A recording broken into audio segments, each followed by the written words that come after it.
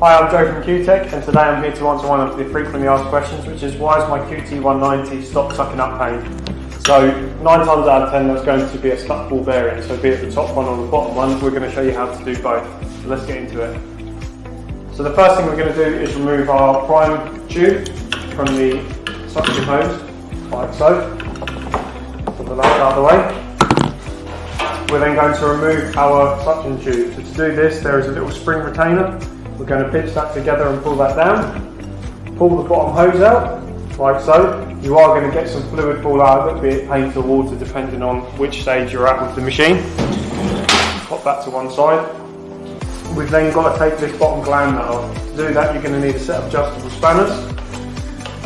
So adjust that to the right diameter, and then just crack that off.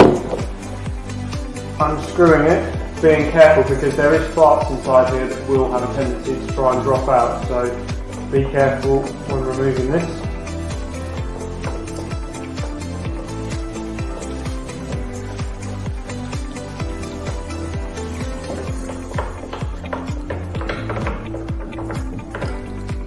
And there we go. What you're going to get inside here is you've got a ball bearing inside a blue ball bearing cage.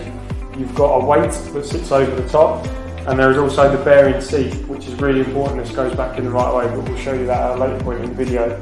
So what you want to do is make sure that all of this is nice and clean and free. That's the first part, and then we need to go on to the top ball bearing, so we'll show you that in closer detail just now. So to make this a little bit easier, we put the machine on the back.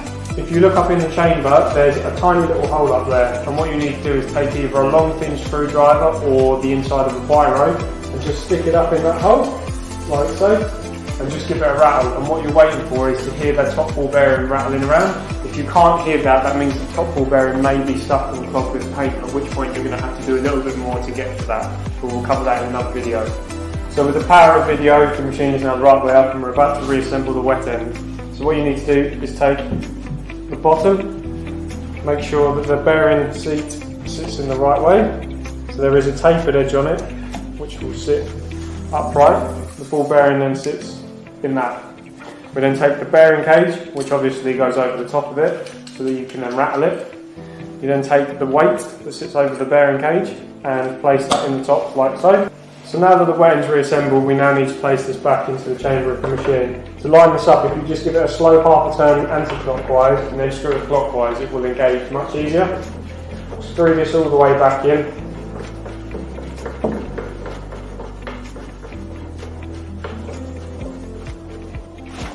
And then with the spanner, just nip it tight. We then need to take our suction hose and push this back up into the chamber, and then with our little retaining spring clip, push this and locate that like so. The machine's now back together, and with all the bearings free, you now need to take it and put it in some hot soapy water and flush through the entire machine to make sure that it's all running clear. Once that's done, you're then ready to go and start spraying again.